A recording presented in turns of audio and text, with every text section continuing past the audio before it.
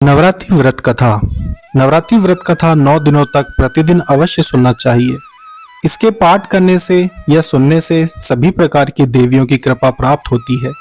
एक समय की बात है, बृहस्पति जी बोले, हे ब्रह्मा जी, आप अत्यंत बुद्धिमान, सर्वशास्त्र और चारों वेदों को जानने वालों में श्रेष्ठ हो। हे प्रभु, कृपा कर मेरा वचन सुनो। चैत्र, अश्विन, माघ और आषाढ़ मास के शुक्ल पक्ष में नवरात्र का व्रत और उत्सव क्यों किया जाता है? हे भगवान, इस व्रत का फल क्या है? किस प्रकार करना उचित है और पहले इस व्रत को किसने किया? सो विस्तार से कहो। बृहस्पति जी का ऐसा वचन सुनकर ब्रह्मा जी कहने लगे कि हे बृहस्पति, प्राणियों के हित करने की इच्छा से तुमने बहुत ही अच्छा प्रश्न किया है। जो मनुष्य मनोरथ पूर्ण करने वाली दुर्गा, महादेवी, सूर्य और नारायण को ध्यान करते हैं, वे मनुष्य धन्य हैं। यह नवरात्र व्रत संपूर्ण कामनाओं को पूर्ण करने वाला है। इसके करने से पुत्र चाहने वालों को पुत्र, धन चाहने वालों को धन, विद्या चाहने वालों को विद्या और सुख चाहने वालों को सुख मिलता है। इस व्रत को करने से रोगी मनुष्य का रोग दूर हो जाता है और कारागार में पड़ा हुआ मनुष्य बंधन से छूट जाता है। मनुष्य की तमाम विपत्तियां दूर हो जाती हैं और उसके घर में संपूर्ण संपत्तियां आकर उपस्थित हो जाती हैं। बंध्या और काक बंध्या के इस व्रत के करने से पुत्र हो जाता है। समस्त पापों को दूर करने वाले इस व्रत के करने से ऐसा कौन सा मनोरथ है जो सिद्ध नहीं हो सकता?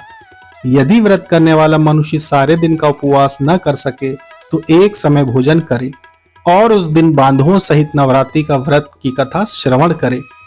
हे बृहस्पति, जिसने पहले इस महाव्रत को किया है उसका पवित्र इतिहास मैं तुमसे सुनाता हूँ। तुम सावधान होकर सुनो। इस प्रकार ब्रह्मा जी के वचन सुनकर बृहस्पति जी बोले, हे ब्राह्मण, मनुष्यों का कल्याण करने वाले इस व्रत के इतिहास को मेरे लिए कहो। मैं सावधान होकर सुन रहा हूँ।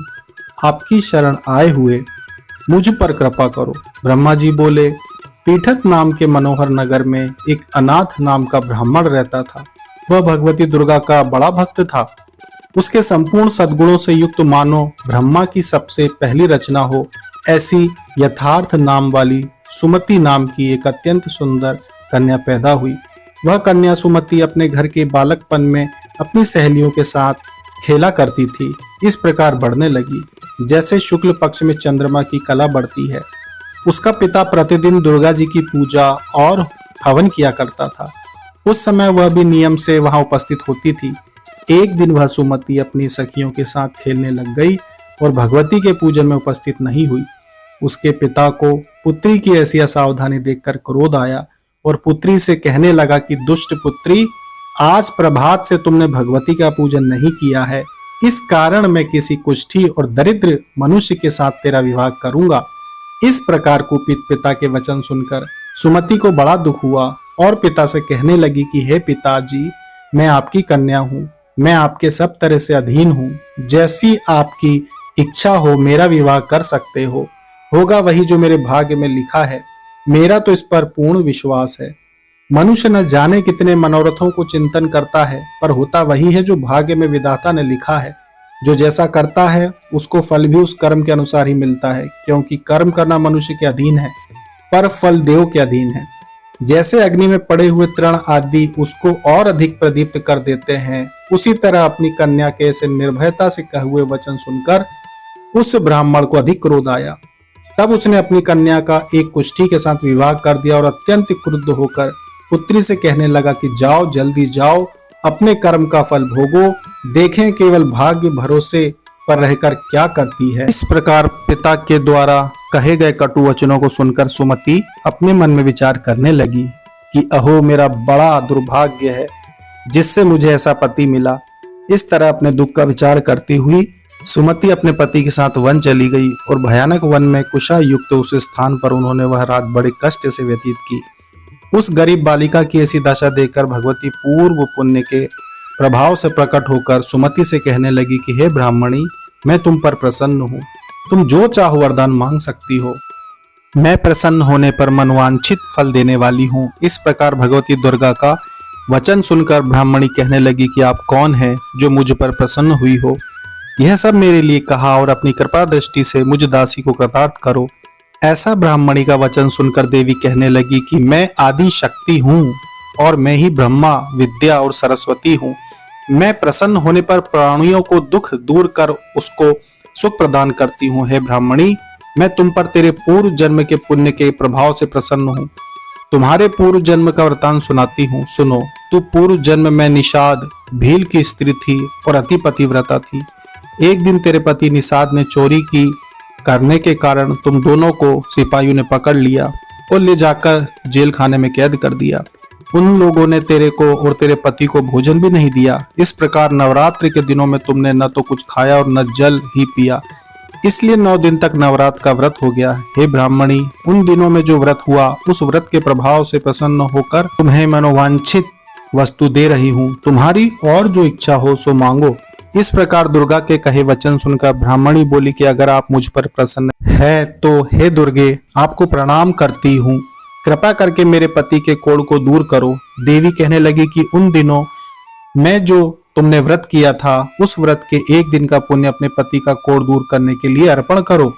मेरे प्रभाव से तेरा पति कोढ़ सहित और सोने के समान शरीर वाला हो जाएगा। ब्रह्मा जी बोले। इस प्रकार देवी का वचन सुनकर वह ब्राह्मणी बहुत प्रसन्न हुई और पति को निरोग करने की इच्छा से ठीक है ऐसे बोली। तब तक उसके पति का शरीर भगवती दुर्गा की कृपा से कुष्ठहीन होकर अति कांति युक्त हो गया, जिसकी कांति के सामने चंद्रमा की कांति भी क्षीण हो जाती है। वह ब्राह्मणी पति के मनोहर देह को देखकर देवी को अति पराक्रमी वाली समझकर स्तुति करने लगी कि हे दुर्गे, आप दुर्गत को दूर करने वाली, तीनों जगत का संताप हरने वाली, समस्त दुखों को दूर करने वाली, रोगी मनुष्य को निरोग करने वाली, प्रसन्न होने पर मनोवांछित वस्तु को देने वाली और दुष्ट मनुष्य का नाश करने वाली हो। तुम ही सारे जगत की माता और पिता हो। हे अम्बे, मुझे अपराध रहित अबला की मेरे पिता ने कुष्ठ के साथ विवाह कर मुझे घर से निकाल दिया। उसकी निकाली हुई मैं पृथ्वी पर घूमने लगी। आपने ही मेरा इस आपत्ति रूपी समुद्र से उद्धार किया है। हे देवी, आपको प्रणाम करती हूँ, मुझे दीन की रक्षा करो। ब्रह्मा जी बोले कि हे बृहस्पति, इसी प्रकार उस सुमति ने मन से देवी की बहुत स्तुति की। उससे भी हुई स्तुति सुनकर देवी को बहुत संतोष हुआ और ब्राह्मणी से कहने लगी कि हे ब्राह्मणी, तुम्हारे उदायल नाम का एक अति बुद्धिमान, धनवान, कीर्तिवान और जितेंद्रीय पुत्र शीघ्र ही होगा। ऐसा कहकर वह देवी उस ब्राह्मणी से फिर कहने लगी कि हे ब्राह्मणी, और जो कुछ तेरी इच्छा हो वही मनवांछित वस्तु तुम मुझसे मांग सकती हो। ऐसा भगवती दुर्गा का वचन सुनकर सुमति बोली कि हे भगवती दुर्गे, अगर आप मेरे पर प्रसन्न हैं तो कृपा कर मुझे नवरात्रि विधि बताइए। हे दयावती, जिस विधि से नवरात्र व्रत करने से आप प्रसन्न होती हैं उस विधि और उसके फल को मेरे लिए विस्तार से वर्णन करें। इस प्रकार ब्राह्मणी के वचन सुनकर दुर्गा जी कहने लगी कि ब्राह्मणी, मैं तुम्हारे लिए संपूर्ण पापों को दूर करने वाला नवरात्रि व्रत विधि को बतलाती हूँ, जिसको सुनने से तमाम पापों से छुटकारा, मोक्ष की प्राप्ति हो जाती है। 9 दिन तक विधि पूर्वक व्रत करें। यदि दिन भर का व्रत न कर सकें तो एक समय का भोजन करें। पढ़े लिखे ब्राह्मणों से पूछकर घट स्थापना करें और वाटिका बनाकर उसको प्रतिदिन जल से सींचें। महाकाली, महालक्ष्मी और महासरस्वती की मूर्तियां बनाकर उसकी नित्य विधि सहित पूजा करें और पुष्पों से विधि पूर्वक अर्घ्य दें। बिजोरा के फूल से अर्घ्य देने से रूप की प्राप्ति होती है। जायफल से कीर्ति, दाख से कार्य की सिद्धि होती है, आंवले से सुख और केले से भूषण की प्राप्ति होती है। इस प्रकार फलों से अर्घ्य देकर यथा विधि हवन करें। खांड, घी, गेहूं, शहद, जौ, तिल, बिंब, नारियल, दाख और कदम, इनसे हवन करें। गेहूं होम करने से लक्ष्मी की प्राप्ति होती है। खीर व चंपा के पुष्पों से धन और पत्तों से तेज और सुख की प्राप्ति होती है। आंवले से कीर्ति और केले से पुत्र हो। कमल से राज, सम्मान और सुख संपत्ति की प्राप्ति होती है। व्रत करने वाला मनुष्य इस विधान से होम कर आचार्य को अत्यंत नम्रता के साथ प्रणाम करे और यज्ञ की सिद्धि के लिए उसे दक्षिणा दे। इस महाव्रत को पहले बताई हुई विधि से अनुसार जो कोई करता है उसके सब मनोरथ सिद्ध हो जाते हैं, इसमें तनिक भी संशय नहीं है। इन 9 दिनों में जो कुछ दान आदि दिया जाता है उसका करोड़ों गुना फल मिलता है। इस नवरात्रि के व्रत करने से ही अश्वमेध यज्ञ का फल मिलता है। हे ब्राह्मणी, इस संपूर्ण कामनाओं को पूर्ण करने वाले उत्तम व्रत को तीर्थ, मंदिर अथवा घर में ही विधि के अनुसार करें। ब्रह्मा जी बोले कि बृहस्पति, इस प्रकार ब्राह्मणी को व्रत की विधि और फल बताकर देवी अंतर ध्यान हो गई। जो मनुष्य या स्त्री इस व्रत को भक्ति पूर्वक करता है वह इस लोक में सुख पाकर अंत में दुर्लभ मोक्ष को प्राप्त होता है। हे बृहस्पति, यह दुर्लभ व्रत का महात्म्य मैंने तुम्हें बतलाया है।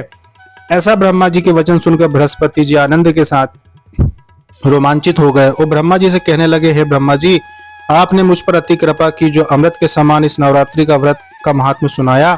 हे प्रभु, आपके बिना और कौन इस महात्म्य को सुना सकता है। ऐसे बृहस्पति जी के वचन सुनकर ब्रह्मा जी बोले कि हे बृहस्पति, तुमने सब प्राणियों का हित करने वाले इस अलौकिक व्रत को पूछा है, इसलिए तुम धन्य हो। ये भगवती शक्ति संपूर्ण लोगों का पालन करने वाली है।